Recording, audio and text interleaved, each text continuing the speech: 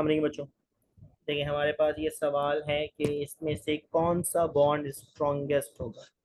अगर बॉन्ड की स्ट्रेंथ की बात की जाए तो हम फिर कहेंगे कि जब बॉन्ड में इलेक्ट्रोनेगेटिविटी का डिफरेंस ज़्यादा होगा, है ना, इलेक्ट्रोनेगेटिविटी का डिफरेंस ज़्यादा होगा तो ऐसे में पोलैरिटी ज़्यादा होगी, पोलैरिटी ज़्यादा होगी तो स्ट्रेंथ ज़्यादा होगी, बॉन्ड मजबूत हो। ठीक है। अब अगर हम बात करें फ्लोरीन और क्लोरीन की, ब्रोमीन की और क्लोरीन ब्रोमीन की, तो इन दोनों में हमारे पास ये नॉन मेटल्स हैं। नॉन मेटल के दरमियान जो बॉन्ड होता है उनमें पोलैरिटी डिफरेंस बहुत ज़्यादा नहीं होता।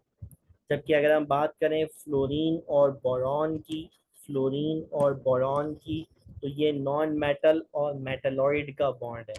नॉन मेटल और मेटलॉइड के बॉन्ड में डिफरेंस ऑफ इलेक्ट्रोनेगेटिविटी ज़्यादा होता है, डिफरेंस ऑफ इलेक्ट्रोनेगेटिविटी ज़्यादा होता है।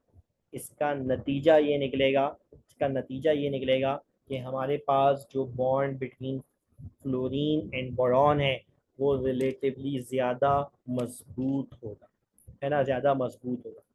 ये इसका एक आंसर है। दूसरा ये भी यहाँ पे है कि जब फ्लोरीन और क्लोरीन के दरमियान बॉन्ड बनेगा, फ्लोरीन और क्लोरीन के दरमियान बॉन्ड बनेगा, तो बच्चों ये जो हमारे पास फ्लोरीन और क्लोरीन है, क्लोरीन थर्ड पीरियड का मेंबर है तो बॉन्ड लेंथ ज़्यादा हो गई। बोरॉन फोर्थ का मेंबर है, फोर्थ पीरियड का मेंबर है तो बॉन्ड लेंथ ज़्यादा हो गई। जबकि बोरॉन और फ्लोरीन दोनों सेकंड मेंबर्ड है, सेकंड पीरियड के, तो इसका मतलब ये हुआ कि बॉन्ड लेंथ इनकी कम होगी। बॉन्ड लेंथ कम होगी तो बॉन्ड मजबूत होगा, है ना, बॉन्ड क्या होगा, मजबूत होगा। ये दूसरी इसकी लॉजिक है, ये इस तरह भी एक्सप्लेन कर सकते हैं। तीसरी एक और भी है और वो ये कि देखिए जब फ्लोरीन और हेलोजेंस के दरमियान बॉन्ड बनता है ना बच्चों, तो हेलोजेंस के पास होते हैं लोन पेयर, और अगर लोन पेयर एडजेसेंट मौजूद हो तो रिपल्जन की वजह से ये बॉन्ड को वीक कर देते हैं, बॉन्ड मजबूत नहीं होता, कमज़ोर हो जाता है। क्योंकि फ्लोरीन और बोरॉन में, बोरॉन के पास लोन पेयर नहीं है, लिहाजा यहाँ पे रिपल्जन का इफेक्ट नहीं आएगा, बॉन्ड मजबूत हो जाएगा।